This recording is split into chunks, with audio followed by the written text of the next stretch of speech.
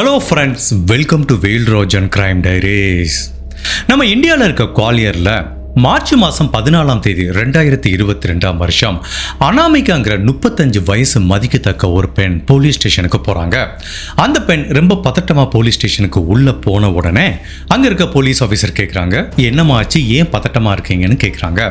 அப்போ அந்த அனாமிகா போலீஸ்கிட்ட என்ன சொல்கிறாங்கன்னா, சார் என்னோட கணவரோட பேர் ராஜேஷ் மேரா, அவர் என்னை ரொம்ப அடித்து கொடுமைப்படுத்துகிறாரு, எப்போ பார்த்தாலும் 24 hours என்னை அப்யூஸ் பண்ணிகிட்டே இருக்காரு, எந்த டைம் வேணாலும் அவர் என்னை கொலை பண்றதுக்கு வாய்ப்பு இருக்கு, என்னோட உயிரை காப்பாத்துங்கிற மாதிரி போலீஸ் கிட்ட கெஞ்சுறாங்க. அப்ப போலீஸ் ஆபீசர் சொல்றாங்க, இந்த மாதிரி குடும்ப வாழ்க்கையில கணவன் மனைவிக்குள்ள சண்டை வர்றது நியாயமான விஷயம்தான், அது அடிக்கடி வரதான் செய்யும். பட் சில கணவர்கள் கொஞ்சம் எல்லை மீறி போறதுக்கு வாய்ப்பு இருக்கு. நாங்க ஒன்று பண்றோம், உன்னோட கணவரை ஃபோன் பண்ணி வர சொல்றோம், அவனுக்கு நல்ல வார்னிங் கொடுத்து டோஸ் கொடுத்து விடுறோம், இங்க பாருப்பா இனிமேல் உன் மனைவியை நல்லா பார்த்துக்கோ, இதுக்கு மேல ஏதாவது ப்ராப்ளம் வந்துச்சுன்னா கண்டிப்பா அவனை அரெஸ்ட் பண்ணி உள்ள வச்சிருவோன்னு ஒரு வார்னிங் கொடுத்து அவனை திரும்ப அனுப்புறோம், இப்போதைக்கு நீ வீட்டுக்கு போயிட்டு வாங்குற மாதிரி சொல்றாங்க. இப்போ இந்த அனாமிகா கடுப்பாயிட்டாங்க. சார் என்னோட பிரச்சனையோட கிராவிட்டி என்னன்னு தெரியாம நீங்க பேசிட்டு இருக்கீங்க சார், நீங்க நினைக்கிற மாதிரி என்னோட கணவர் ஒரு சாதாரண ஆள் கிடையாது, அவன் ஒரு மிகப்பெரிய கிரிமினல் அப்படிங்கிறாங்க. இப்போ போலீஸ் ஆபீசர் கேட்குறாங்க, எதை வச்சுமா உன்னோட கணவர் ஒரு கிரிமினல்ங்கிற மாதிரி கேட்குறாங்க. அப்போ அந்த பெண்மணி என்ன சொல்றாங்கன்னா, சார் 2 நாளைக்கு முன்னாடி என்னோட வீடை நான் கிளீன் பண்ணிட்டு இருக்கும்போது எங்க வீட்டில் ஒரு மிகப்பெரிய அட்டை பெட்டி கிடைச்சது. அந்த அட்டை பெட்டிக்குள்ள நிறைய டாக்குமெண்ட் இருக்கிறத பார்த்தேன். அந்த டாக்குமெண்ட்டை ஒன்னா எடுத்து பார்க்கும்போது எனக்கு பயங்கர அதிர்ச்சி ஆச்சு. என்னோட கணவர் மேரு ராஜேஷ் மேரா தான் நான் நினைச்சிட்டு இருந்தேன். பட் அந்த டாக்குமெண்ட்ல இருந்து எனக்கு என்ன தெரியுதுன்னா, என்னோட கணவருக்கு பல பெயர் இருக்கு, அவர் ஒரு கான் ஆர்டிஸ்ட் மாதிரி, அதாவது பேரை மாத்துறது, பலவித பேர்ல பாஸ்போர்ட் வச்சுக்கிறதுங்கிற மாதிரி அவருக்கு ரிலேட்டடா பல பேர்ல பல ஐடென்டிட்டி இருக்கிற மாதிரி டாக்குமெண்ட் இருக்கு. உண்மையிலே ஒருத்தர் நியாயமானவனா, எந்த தவறும் பண்ணலனா அவங்க எதுக்கு சார் மல்டிபிள் பேர்ல மல்டிபிள் ஐடென்டிட்டி வச்சிருக்கணுங்கிற மாதிரி ஒரு கொஸ்டின் கேட்குறாங்க. சரி வேற என்னமா டாக்குமெண்ட்ல பார்த்தீங்கன்னா, சார் என்னோட கணவர் மேல பல வழக்குகள் பதிவு செய்யப்பட்டிருக்கு, ஈவன் ஒரு வழக்குல ஒரு பெண்மணியை 35 லட்சம் ரூபாய் ஏமாத்திருக்காரு, சில பெண்களை கொடுமைப்படுத்தினதுக்குரிய வழக்கு கூட பதிவான டாக்குமெண்ட் எல்லாத்தையும் நான் கண்டுபிடிச்சேன் சார். இது எல்லாத்தையும் வச்சு பார்க்கும்போது என்னோட கணவர் பல நாள் என்னை ஏமாத்திட்டு இருக்காரு, அவர் ஒரு சாதாரண நபர் கிடையாது, எப்ப வேணாலும் என்னோட கணவர் என்னை கொலை செய்யறதுக்கு வாய்ப்பு இருக்குங்கிற மாதிரி சொல்றாங்க. உடனே அங்க இருக்க போலீஸ் ஆபீசர்லாம் கடுப்பாயிட்டாங்க, இங்க பாருமா, உனக்கு உன் கணவரை பிடிக்கல, உன் கணவர் உன்னை கொடுமைப்படுத்துறான், அதுக்காண்டி உன் கணவர் உன்னை கொலை பண்ண முயற்சி பண்றாங்க சொல்றதெல்லாம் ரொம்ப ஓவர்ங்கிறாங்க. அப்ப அந்த பெண்மணி சொல்றாங்க, சார் நீங்க நினைக்கிற மாதிரி என்னோட கணவர் கிரிமினல், கான் ஆர்டிஸ்ட், இதை எல்லாத்தையும் தாண்டி என்னோட கணவர் ஒரு பக்காவான சீரியல் கில்லர்னு சொல்லப்பட்டு அங்க இருக்க போலீஸ் ஆபீசர்லாம் பயங்கரமா சிரிக்க ஆரம்பிச்சிட்டாங்க. அந்த பெண்மணிக்கு எரிச்சல் ஆயிடுச்சு. என்ன சார் நான் சீரியஸான ஒரு விஷயத்தை சொல்லிட்டு இருக்கேன், என்னோட கணவர் ஒரு சீரியல் கில்லருங்கிற, இப்படி சிரிச்சிட்டு இருக்கீங்களேன்னு கேட்டதுக்கு, நீ சொல்றதெல்லாம் புரியுதுமா, ஒரு மனைவிக்கு கணவன் மேல கோபம் இருந்துச்சுன்னா எந்த மனைவியும் இந்த மாதிரி தான் பழி சுமத்துவாங்க, அதனால நீ சீரியல் கில்லர்னு சொல்றதுனால உன் கணவர் சீரியல் கில்லருங்கிறதெல்லாம் நாங்க நம்ப மாட்டோம். கணவன் மனைவிக்கு பிரச்சனை இருக்கு, உனக்கு உன் கணவன் மேல கோபம் இருக்கு, அவன் தவறான ஆள் தான் ஒத்துக்கிறேன், நீ அவனை வர சொல்லு, நாங்க அட்வைஸ் பண்ணி அனுப்புறோம், இப்போ நீ வீட்டுக்கு கிளம்புங்கிற மாதிரி போலீஸ் ஸ்ட்ராங்கா சொல்லிடுறாங்க. அப்ப அந்த அனாமிகா போலீஸை பார்த்து சொல்றாங்க, ஓகே சார் இப்போ நான் கிளம்பி போறேன், பட் நாளைக்கு என்னோட உயிருக்கு ஏதாவது ஆச்சுன்னா இந்த போலீஸ் டிபார்ட்மெண்ட்ல இப்போ உட்காந்து என்னை பார்த்து சிரிச்சீங்கல்ல, இந்த போலீஸ் ஆபீசர் தான் என்னோட மரணத்துக்கு முழு காரணங்கிற மாதிரி இவங்க சொல்ல விட்டு, அப்ப அங்க இருக்க போலீஸ் ஆபீசர்லாம் ஒருத்தருக்கு ஒருத்தர் ஃபேஸை பார்த்துக்கிறாங்க. என்னடா இந்த பொண்ணு ஏதோ கணவன் மனைவி பிரச்சனைன்னு வந்தா இவ கொஞ்சம் சீரியஸான சில விஷயத்தை சொல்ற மாதிரி இருக்கேன்னு, சரி ஓகே அந்த பொண்ணு கிட்டே கேட்டு பார்ப்போம். சரிம்மா நீ எனக்கு தெளிவா சொல்லு, என்ன மாதிரி டாக்குமெண்ட் கண்டுபிடிச்ச, எதுக்காக உன்னோட கணவரை நீ ஒரு சீரியல் கில்லர்னு சந்தேகப்படுறங்கிற மாதிரி இவங்க நிறைய டீட்டெயில் கேட்க விட்டு அந்த பெண் ஒவ்வொரு விஷயமா அவங்க வீட்டில் என்ன மாதிரி டாக்குமெண்ட்லாம் கண்டுபிடிச்சாங்கிறத சொல்ல ஆரம்பிக்கிறாங்க. அதுல இந்த பெண்மணி சொல்ற மிக முக்கியமான விஷயம் என்னன்னா, சார் பல வருடமா என்னோட கணவர் பேரு ராஜேஷ் மேரா நினைச்சுதான் நான் குடும்பம் நடத்திட்டு இருந்தேன், எங்களுக்கு ஒரு குழந்தை இருக்கு, நாங்க ஒரு சந்தோஷமான வாழ்க்கையை வாழ்ந்துட்டு இருந்தோம். பட் அந்த டாக்குமெண்ட்டை படிச்சதுக்கு அப்புறம் தான் நான் தெரிஞ்சுக்கிட்டேன், என்னோட கணவரோட உண்மையான பேரு ராஜேந்திரா கமாரியாங்கிறது தெரிய வருது. ஒருத்தர் நம்ம கூட 10 வருஷம் குடும்பம் நடத்திருக்கான், அப்போ ஒரு தவறான பேரை சொல்லி குடும்பம் நடத்திருக்கானா அவங்க கிட்ட ஏதோ ஒரு தவறு இருக்குன்னு தானே சார் அர்த்தங்கிற மாதிரி இவங்க சொல்றாங்க. அது எல்லாத்தையும் தாண்டி போலீஸுக்கு நம்பகத்தன்மை ஏற்படுத்துற மாதிரி இவங்க சொல்ற விஷயம் என்னன்னா, சார் என்னோட கணவர் மேல 2-3 வழக்கு பதிவு பண்ணிருக்கீங்க, அந்த 35 லட்சம் ரூபாயை ஏமாத்துற வழக்கு ஒண்ணு, அதுக்கப்புறம் ஒரு பெண் வந்து இன்னொரு கம்ப்ளைண்ட்டும் பதிவு பண்ணிருக்காங்க. இந்த வழக்கோட காப்பியையும் நான் அந்த அட்டைப்பெட்டிகளை கண்டுபிடிச்சேன். உங்களுக்கு சந்தேகமா இருந்தா ராஜேந்திரா கமாரியாங்கிற பேர்ல உங்க ஸ்டேஷன்ல ஏதாவது வழக்கு இருக்கான்னு பாருங்கன்னு சொல்லும்போது இப்பதான் போலீஸுக்கு இந்த பெண் சொல்றதுல ஒரு உண்மை இருக்குங்கிறத புரிஞ்சுக்கிட்டு, சரி கொஞ்ச நேரம் வெயிட் பண்ணுங்க, அந்த பொண்ணை வெயிட் பண்ண வச்சுட்டு இவங்க போலீஸ் ஸ்டேஷன் மட்டுமல்லாம பக்கத்துல இருக்க எல்லா போலீஸ் ஸ்டேஷன்லயும் ராஜேந்திரா கமாரியாங்கிற பேர்ல ஏதாவது கம்ப்ளைண்ட் பதிவாயிருக்கான்னு கடைசி 5 to 6 இயர்ஸ் ரெக்கார்டை எடுத்து பார்க்கறாங்க. ஈவன் 10 வருஷம் கூட பின்னோக்கி எடுத்து பார்க்கும்போது இந்த பெண் சொல்றது உண்மைங்கிறது போலீஸுக்கு புரியுது. இந்த ராஜேந்திரா கமாரியாங்கிறவன் சாதாரண ஆள் கிடையாது. பலவிதமான ஸ்கேம்ல இன்வால்வ் ஆயிருக்கான். பலவிதமான வழக்குகள் அவன் மேல பதியப்பட்டிருக்கு. பட் எந்த விதமான கொலை வழக்கும் பதிவு செய்யப்படல. பட் இந்த மனைவி சொல்றத பார்த்தா இவன் ஒரு கான் ஆர்டிஸ்ட், ஒரு ஏமாத்துக்காரனையும் தாண்டி இவன் கண்டிப்பா ஒரு கொலைகாரனா இருக்கிறதுக்கு நிறைய வாய்ப்பு இருக்குங்கிற மாதிரி தான் போலீஸ் சந்தேகப்படுறாங்க. இப்போ இதுவரைக்கும் இந்த பெண்ணை ஏளனமா பார்த்து சிரிச்சிட்டு இருந்த போலீஸுக்கு இந்த பெண் சொல்றதுல ஏதோ ஒரு உண்மைத்தன்மை இருக்குங்கிறத புரிஞ்சுக்கிட்டு இவங்க சொல்றத ரொம்ப சீரியஸா எடுத்து விசாரணை பண்ண ஆரம்பிக்கிறாங்க. ஜெனரலா ஒரு கணவன் மனைவிக்குள்ள பிரச்சனை வந்துச்சுன்னா அடிக்கடி சண்டை வரும். இந்த மாதிரி ஒரு மனைவி கணவன் மேல போலீஸ் ஸ்டேஷனுக்கு வந்து கம்ப்ளைண்ட் பண்றதுக்கு வாய்ப்பு இருக்கு. பட் அனாமிகைங்கிற அந்த பெண்மணி தன்னோட கணவர் மேல சுமத்துற குற்றச்சாட்டு என்னன்னா, தன்னோட கணவர் ஒரு சீரியல் கில்லருங்கிறாங்க. சோ இவங்க சொல்ற ஸ்டேட்மெண்ட் உண்மையா பொய்யா? உண்மையிலேயே ராஜேஷ் மேராங்கிற நபர் ராஜேந்திர கமாரியாங்கிற உண்மையான பேருக்கு பின்னாடி ஒளிஞ்சிட்டு இருக்காரா?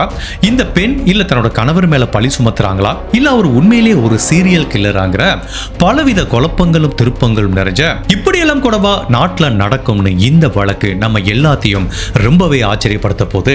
இந்த வழக்குல இருந்து நம்ம நிறைய விஷயங்கள் கத்துக்க போறோம். கல்யாணம் பண்ண போற பெண்களா இருந்தாலும் சரி, கல்யாணம் பண்ண பெண்களா இருந்தாலும் சரி, இந்த வழக்க கடைசி வரைக்கும் பாருங்க. இந்த வழக்குல இருந்து நம்ம சில முக்கியமான வாழ்க்கைக்கு தேவையான பாடங்களை கத்துக்க போறோம். இந்த அனாமிகங்கிற பெண்மணி சொல்றது உண்மையா பொய்யாங்கிறத நம்ம தெரிஞ்சுக்கிறதுக்கு முன்னாடி உங்க டைம் 2 செகண்ட் எனக்காக ஸ்பெண்ட் பண்ணி என்னோட வீடியோஸ் உங்களுக்கு பிடிச்சிருந்துச்சுன்னா லைக் பண்ணிட்டு கமெண்ட் பண்ணுங்க. இன் கேஸ் என்னோட சேனலை இதுவரைக்கும் நீங்க சப்ஸ்கிரைப் பண்ணாம பாத்தீங்கன்னா மறக்காம சப்ஸ்கிரைப் பண்ணி என்ன சப்போர்ட் பண்ணுங்க. அனாமிகா தன்னோட கணவர் மேல ஏன் இவ்வளவு கொடுமையான ஒரு பழி சுமத்துறாங்கிறத நம்ம தெரிஞ்சுக்கிறதுக்காக அவங்களோட வாழ்க்கை எப்படி இருந்ததுங்கிறத நம்ம ஃபர்ஸ்ட் அண்டர்ஸ்டாண்ட் பண்ணிக்கணும். அதுக்காக கிட்டத்தட்ட 8 வருடங்கள் நம்ம பின்னோக்கி பயணம் செய்யணும். இப்ப போலீஸ் கேக்குறாங்க, இந்த அனாமிகா கிட்ட உங்க கணவரை நீங்க ஃபர்ஸ்ட் எப்ப பார்த்தீங்க, எங்க மீட் பண்ணீங்க, உங்க ரிலேஷன்ஷிப் எப்படி இருக்குங்கிற மாதிரி கொஸ்டின் கேக்குறாங்க. அதுக்கு அனாமிகா என்ன சொல்றாங்கன்னா, சார் என்னோட கணவரை நான் 2014 வருஷம் தான் முதல்ல மீட் பண்ணேன். என்னோட அப்பா ஒரு மிகப்பெரிய டிரான்ஸ்போர்ட் பிசினஸ் வச்சு ரன் பண்ணிட்டு இருக்காரு குவாலியர்ல. நான் என்னோட படிப்பை முடிஞ்சு நான் டெல்லிக்கு வேலை தேடுறதுக்காக 2014 வருஷம் ட்ரெயின்ல போயிட்டு இருந்தேன். அப்போ நான் உட்கார்ந்த ட்ரெயின் கம்பார்ட்மெண்ட்டுக்கு பக்கத்துல இன்னொரு நபர் உட்கார்ந்துருந்தாரு. ஸோ நாங்க நெடுதூரம் பயணம் பண்ணனால ஒரு ரயில் ஸ்நேகம்ங்கிற முறையில் அந்த நபர் கூட ஃப்ரெண்ட்லியா பேச ஆரம்பிச்சுக்கிட்டேன். அவர் தன்னோட பேரு ராஜேஷ் மேராங்கிற மாதிரி இன்ட்ரடியூஸ் பண்ணிக்கிட்டாரு. நாங்களும் நெடுதூர பயணம்ங்கிறதுனால அவங்க வாழ்க்கையை பத்தி ஷேர் பண்ணிக்கிட்டோம். நான் அவர்கிட்ட என்ன சொன்னேன்னா, நான் டெல்லிக்கு வேலை தேடி போயிட்டு இருக்கேங்கிற மாதிரி சொன்னேன். அப்ப அந்த நபர் என்ன சொன்னாரு, எனக்கும் டெல்லியில நிறைய பிசினஸ் இருக்கு, உனக்கு வேலை வாங்கி தர்றதுக்கு நான் உதவி பண்றேங்கிற மாதிரி அவர் சொன்னாரு. எனக்கு ரொம்பவே ஹாப்பி ஆயிடுச்சு. ஸோ அதுக்கப்புறம் டெல்லியில இறங்கணும். ஒருத்தருக்கு ஒருத்தர் கான்டாக்ட் நம்பரை ஷேர் பண்ணிக்கிட்டு நாங்க எங்கெங்க வழியை பார்த்துட்டு போயிட்டோம். அதுக்கப்புறம் அந்த நபர் என்னை கான்டாக்ட் பண்ணாரு. ஏற்கனவே எனக்கு ப்ராமிஸ் பண்ண மாதிரி எனக்கு வேலை வாங்கி தரேன்னு சொல்லி அவர் சொன்ன மாதிரியே வேலை வாங்கி கொடுத்தாரு. அதுக்கப்புறம் எங்களுக்குள்ள நட்பு ரொம்ப ஸ்ட்ராங் ஆச்சு. அந்த நட்பு நாளடைவில் காதலா மாற ஆரம்பிக்குது. ஸோ ஒரு ஸ்டேஜில் நாங்கள் உயிருக்குயிரா காதலிச்சு திருமணம் பண்ணிக்கலாம்னு முடிவு பண்ணோம். அப்போ என்னோட அப்பா கிட்ட போய் என்னோட காதலை சொன்னேன். என்னோட அப்பா என்ன சொன்னாரு, ஓகே அந்த ராஜேஷ்ங்கிற நபரோட அப்பாவை என்கிட்ட பேச சொல்லுனாரு. அப்போ அந்த ராஜேஷ் மேரா என்ன பண்ணாரு, குல்தீப்ங்கிற தன்னோட அப்பாவை இன்ட்ரடியூஸ் பண்ணி வராரு. ஸோ இப்போ இந்த ராஜேஷோட அப்பாவும் இந்த அனாமிகாவோட அப்பாவும் 2 பேரும் மீட் பண்றாங்க. ஒருத்தருக்கு ஒருத்தர் பரிச்சயம் ஏற்படுது. இப்போ 2 குடும்பத்துக்கும் நல்ல உறவு ஏற்படுது. அதுக்கப்புறம் 2014 வருஷமே இவங்க திருமணம் நடந்தேறுது. இந்த தம்பதிகள் குவாலியர்ல தங்களோட சந்தோஷமான வாழ்க்கையை ஆரம்பிக்கிறாங்க. அதுக்கப்புறம் இந்த தம்பதிகளுக்கு ஒரு ஆண் குழந்தை குழந்தை பிறகுது. இப்படியே சில வருடங்கள் இந்த அனாமிகா அண்ட் ராஜேஷ்ங்கிற தம்பதிகளோட வாழ்க்கை சந்தோஷமா போயிட்டு இருக்கு. பட் நாள் போக போக தான் இந்த ராஜேஷ்ங்கிற நபரோட சுயரூபம் அனாமிகாவுக்கு தெரிய வருது. இந்த அனாமிகாவை அவர் கொஞ்சம் கொஞ்சமா கொடுமைப்படுத்த ஆரம்பிக்கிறாரு. சரியா வேலைக்கு போறதில்ல, அவங்க அப்பா கிட்ட போய் பணம் வாங்கிட்டு வர சொல்லி எமோஷனல் அண்ட் பிசிக்கல் 2 அபியூஸும் பண்ண ஆரம்பிக்கிறாரு. ஒரு ஸ்டேஜில் இவங்க பொறுத்து பார்த்தவங்க இனிமேல் இவங்க கூட தன்னால இருக்க முடியாதுன்னு சில முறையில் பல முறை தன்னோட அப்பா வீட்டுக்கு கோச்சிட்டு போவாங்க. இவர் போய் திரும்ப காலில் விழுந்து தன்னோட மனைவியை கூட்டிட்டு வருவார். இப்படியே இவங்க வாழ்க்கை போயிட்டு இருக்கும்போது ஒரு நாள் கணவன் மனைவிக்குள்ள கடுமையான சண்டை வந்து ஒரு மிகப்பெரிய பிரளயமே வெடிக்க ஆரம்பிக்குது.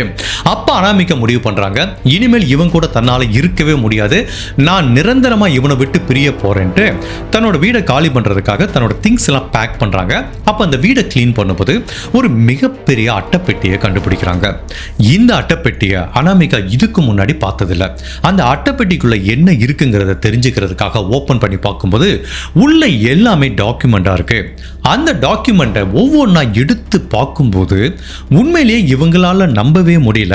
கடந்த 10 வருஷமா ராஜேஷ் மேராங்கிற பேர்ல தன்னோட குடும்பம் நடத்திட்டு இருக்க இந்த நபரோட உண்மையான பேர் ராஜேந்திரா கமாரியாங்கிற மாதிரி தெரிய வருது.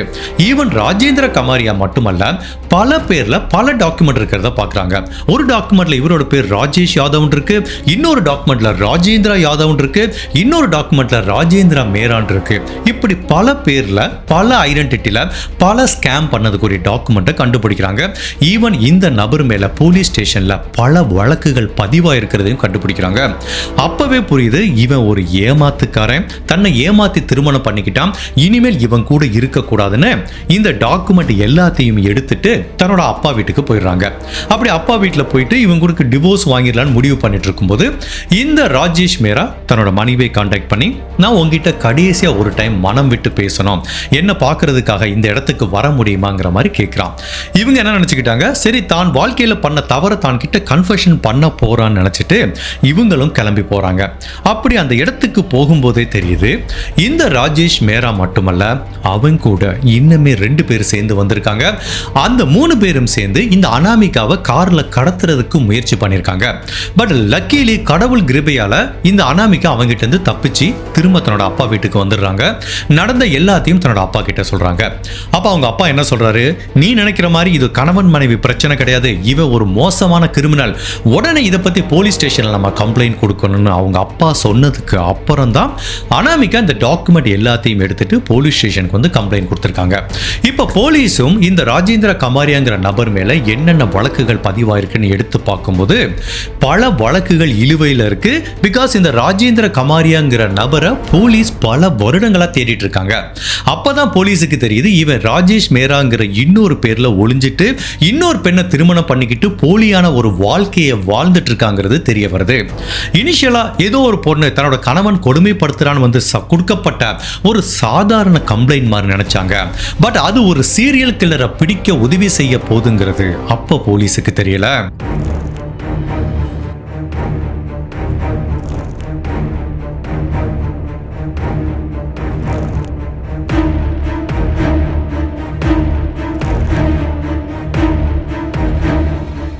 இப்போ அனாமிகாங்கிற இந்த பெண்மணி கொடுத்த கம்ப்ளைண்ட் பேர்ல ராஜேஷ் கமாரியா அப்படிங்கிற அந்த பேரை உடைய நபரை தேட ஆரம்பிக்கிறாங்க.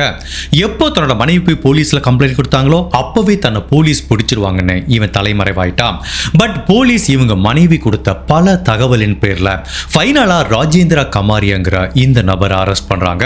அவர் ஸ்டேஷனுக்கு விசாரணை கூட்டிட்டு வரும்போது அந்த நபர் என்ன சொல்றாரு, சார் நீங்க நினைக்கிற மாதிரி ராஜேஷ் கமாரியாலாம் எனக்கு யாருன்னு தெரியாது, என்னோட பேர் ராஜேஷ் மேரான்னு சொன்னா கூட போலீஸ் அவனோட ஐடென்டிட்டியை கரெக்டா கண்டுபிடிச்சிடறாங்க.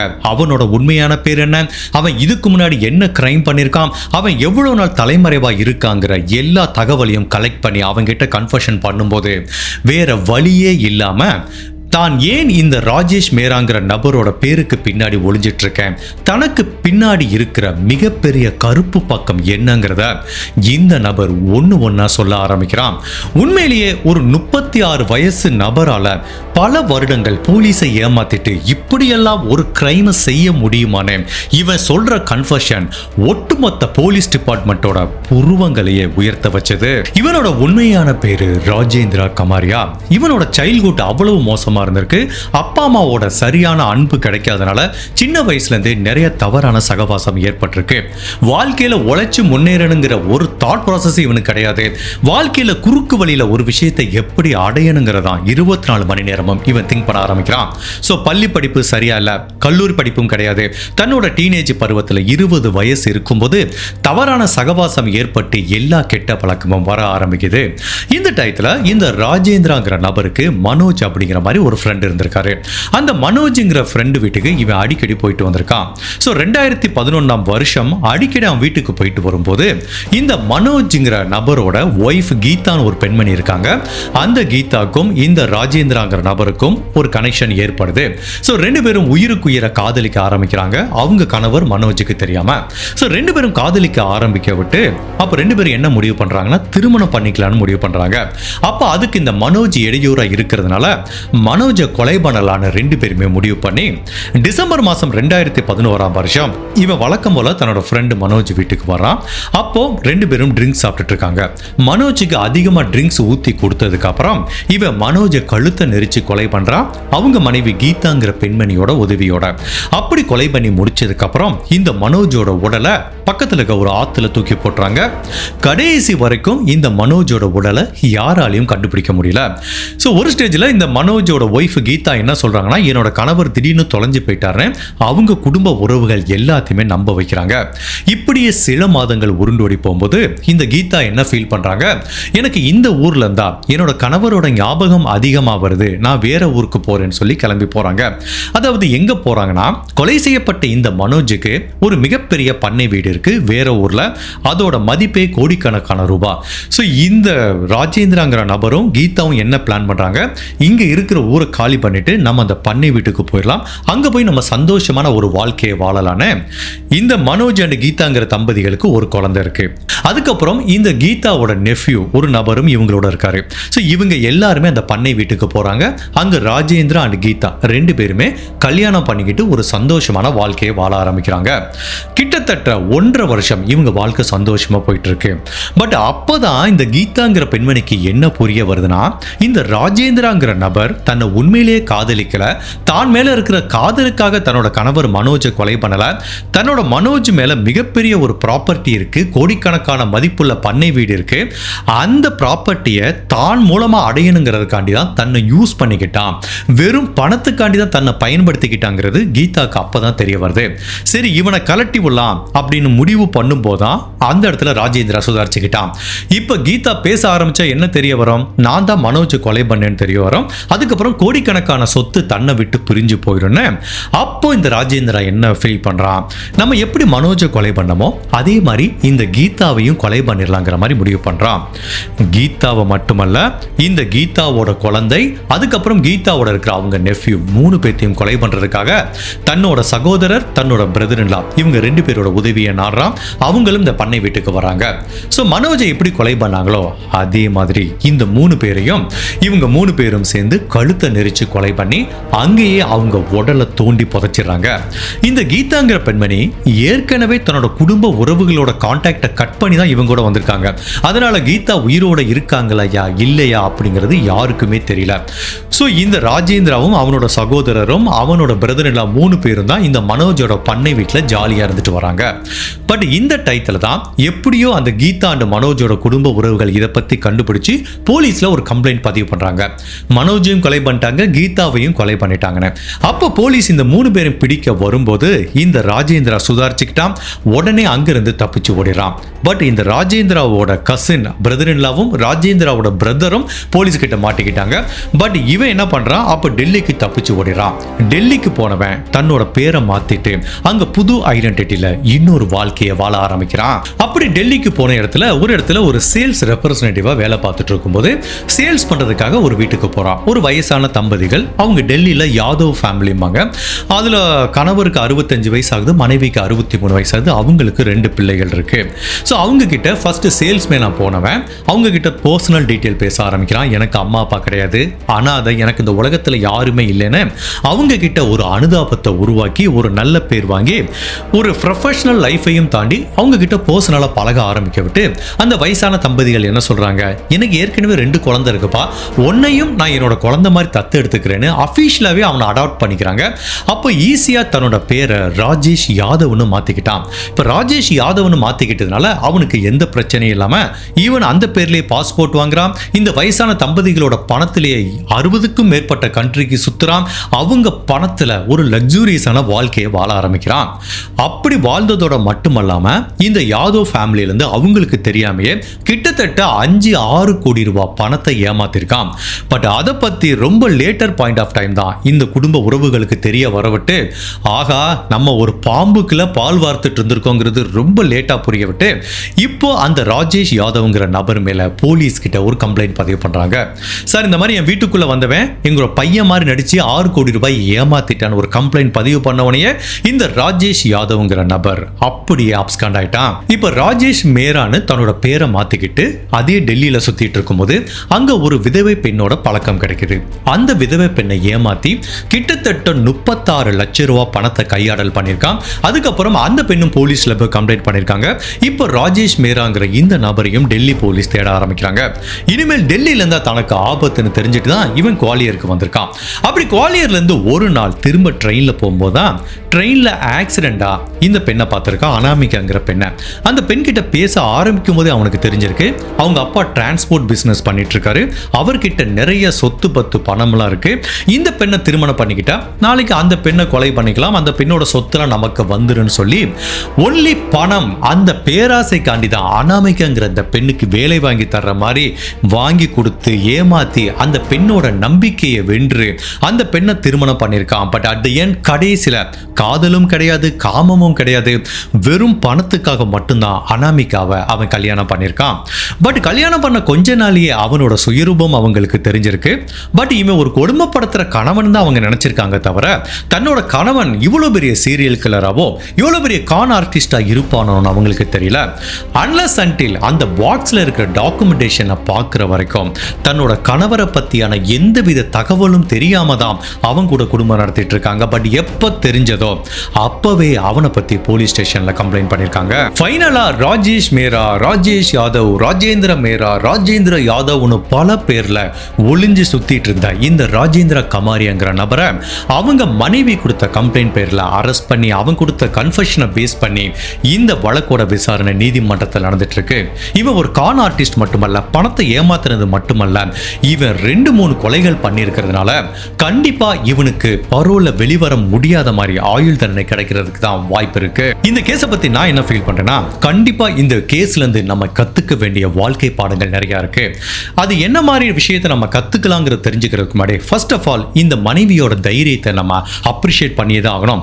அனாமிகாங்கிற அந்த பெண்மணி தன்னோட கணவரை பத்தி தெரிஞ்சா கூட தைரியமா போலீஸ் ஸ்டேஷனுக்கு வந்து கம்ப்ளைண்ட் பண்ணாங்க பாருங்க. அங்கதான் இவனோட வாழ்க்கையிலே ஒரு டேர்னிங் பாயிண்டா இருந்திருக்கு. அவங்க தைரியமா கம்ப்ளைண்ட் பண்ணதுனால தான் இவனை அரெஸ்ட் பண்ணிருக்காங்க. ஸோ இவனோட வாழ்க்கையை எப்படி இருந்திருக்குன்னா, இவன் உழைச்சி சம்பாதிக்கிற கேரக்டர் கிடையாது. ஈஸியாக பெண்களை ஏமாத்துறது, அவங்க கிட்ட ஜாலியாக இருக்கிறது, பணத்தை அபகரிக்கிறது, கொலை பண்ணுறதுங்கிறது ரொம்ப சர்வசாதாரணமாக பண்ணிட்டு இருக்கான்.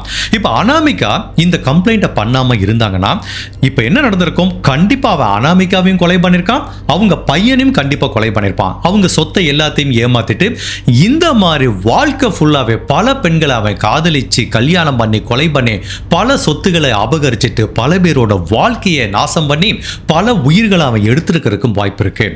உண்மையிலேயே பல உயிர்கள் காப்பாற்றப்பட்டிருக்கு அப்படின்னா அதுக்கு இந்த அனாமிகாங்கிற பெண்மணியோட தைரியம் தான் முழு காரணமா இருக்கும். அவங்கள கண்டிப்பா நம்ம பாராட்டியே ஆகணும். இந்த கேஸ்ல இருந்து நம்ம எடுத்துக்க வேண்டிய வாழ்க்கை பாடம் என்னன்னா, ஃபர்ஸ்ட் இவன் பண்ண கேஸ் ஒரு கொலை எடுத்துப்போம். நண்பருங்கிற போர்வையில ஃப்ரெண்டு வீட்டுக்குள்ள போயிட்டு அவங்க மனைவி கூட தொடர்பு வச்சு நண்பனையே கொலை பண்ணியிருக்கான், அப்புறம் அந்த பெண்மையே கொலை பண்ணியிருக்கான். ஸோ இதுல இருந்து நம்ம எடுத்துக்க வேண்டிய பாடம் என்னன்னா, ஈவன் நம்ம நிறைய வியூவர்ஸ் கூட இதை பத்தி கமெண்ட் பண்ணியிருக்காங்க, என்னதான் க்ளோஸ் ஃப்ரெண்டா இருந்தாலும் சரி, எவ்வளவு நல்லவனா இருந்தாலும் சரி, எல்லாத்துக்குமே ஒரு லிமிட் வேணும். அவன் எப்போ ஒரு ஃப்ரெண்டு நம்ம வீட்டுக்கு வர்றான் போறான், அதுவும் நம்ம இல்லாதப்ப வீட்டில் மனைவி தனியா இருக்கப்போ கண்டிப்பா ஒரு ஆணை அலோவ் பண்ணவே கூடாது. அவன் எவ்வளோ நல்லவனா இருந்தாலும் சரி, எவ்வளோ நல்ல ஃப்ரெண்டா இருந்தாலும் சரி, இது இப்படி வச்சாலும் சரியாதாகும். இப்போ மனைவிக்கு ஒரு நல்ல க்ளோஸ் ஃப்ரெண்ட் இருக்காங்கன்னு வச்சுக்கோங்களேன், ஈவன் அந்த மனைவி இல்லாதப்ப கூட கணவர் வீட்டில் தனியா இருக்கும்போது அந்த பெண் வரக்கூடாது. ஸோ எல்லாத்துக்குமே ஒரு லிமிட்டேஷன் வச்சுக்கணும். எப்போ பார்த்தாலும் 24 மணி நேரமும் வீட்டுக்கு வந்துட்டு போற பழக்கம் இருக்கக்கூடாது. எல்லாத்துக்குமே ஒரு பவுண்டரி இருக்கணும். எப்போ அந்த பவுண்டரியை கிராஸ் பண்றோமோ அப்போ இந்த மாதிரி தவறுகள் நடக்கிறதுக்கு வாய்ப்பு இருக்கு. இன்கேஸ் நீங்க உங்க ஃப்ரெண்டு யாரையாவது அந்த பவுண்டரியை தாண்டி அலோவ் பண்ணிருக்கோன்னு ஃபீல் பண்ணீங்கன்னா கண்டிப்பா ஒரு பவுண்டரி வரைங்க. அதை தாண்டி உங்க பர்சனல் லைஃபுக்குள்ள அது என்னதான் க்ளோஸ் ஃப்ரெண்ட் என்னதான் நல்லவங்களா இருந்தா கூட அந்த பவுண்டரிக்குள்ள கண்டிப்பா அலோவ் பண்ணக்கூடாது. அடுத்தபடியா நான் ஏற்கனவே சொன்ன மாதிரி இந்த அனாமிகாங்கிற பெண்மணி தைரியமா போய் போலீஸ்ல கம்ப்ளைண்ட் பண்ணிருக்காங்க. இந்த மாதிரி எத்தனையோ அனாமிகா இருப்பாங்க, அவங்க லைஃப்ல எவ்வளவோ பிரச்சனை வரும். இது எல்லாமே ரெட் ஃபிளாக்னு சொல்லுவாங்க. ஸோ வர சில ரெட் ஃபிளாக்ல நம்ம என்ன பண்ணுவோம்னா இக்னோர் பண்ணிட்டே இருப்போம். அதாவது நம்ம கணவர் குடிச்சிட்டு வந்து கொடுமைப்படுத்துறது வேற, பட் இருந்தாலும் சில சமயம் கணவனுக்கு நிறைய பெண்களோட தொடர்பு இருக்கலாம், கணவர் இல்லீகலான ஆக்டிவிட்டி பண்ணிட்டு இருக்கலாம். இப்படி ஒவ்வொரு விஷயமும் நமக்கு தெரிய வரும்போது சில பேர் என்ன பண்ணுவாங்கன்னா அவங்களே சமாதானப்படுத்திப்பாங்க. இல்ல நம்ம கணவர் அப்படி கிடையாது, இல்ல அவன் அந்த மாதிரிலாம் கொலை பண்றவன் கிடையாது, இல்ல அந்த மாதிரிலாம் கடத்தல் பண்றவன் கிடையாது, இந்த மாதிரிலாம் போதை மருந்து கடத்துறவன் கிடையாதுங்கிற மாதிரி அவங்களே சமாதானப்படுத்திப்பாங்க. பட் சந்தேகத்துக்கு இடம் இல்லாம பல தடயங்கள் கிடைக்குதுன்னு வச்சுக்கோங்களேன்.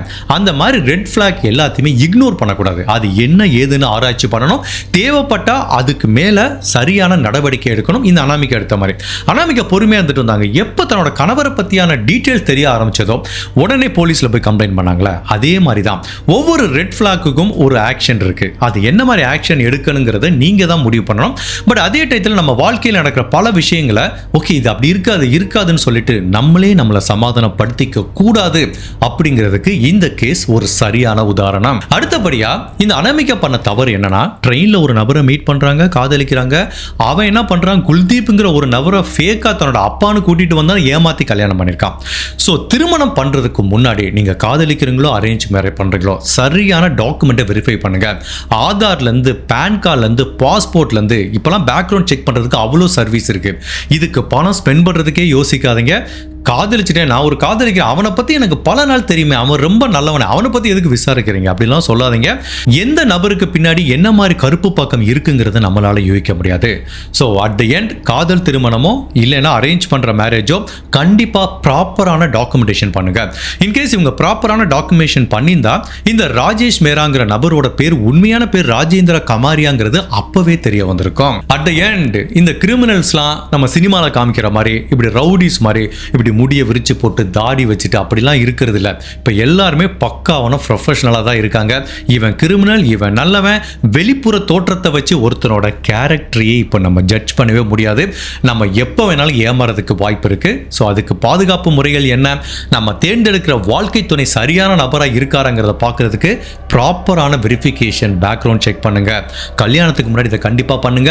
இல்லை அதையும் மீறி தவறான ஒரு நபரை தேர்ந்தெடுத்தோன்னு ஃபீல் பண்ணீங்கன்னா கண்டிப்பாக அவங்க தர்ற torture, abuse, physical and emotional abuse எல்லாத்தையும் தாங்கிட்டு இருக்க வேண்டிய அவசியமே கிடையாது.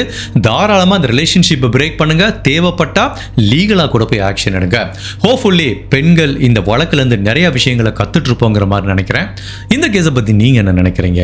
உங்களோட கருத்தை மறக்காம இந்த வீடியோல பதிவு பண்ணுங்க. இந்த மாதிரி அனதர் கேஸ்ல உங்களை சந்திக்கிறேன். Till then, stay safe, take care, bye.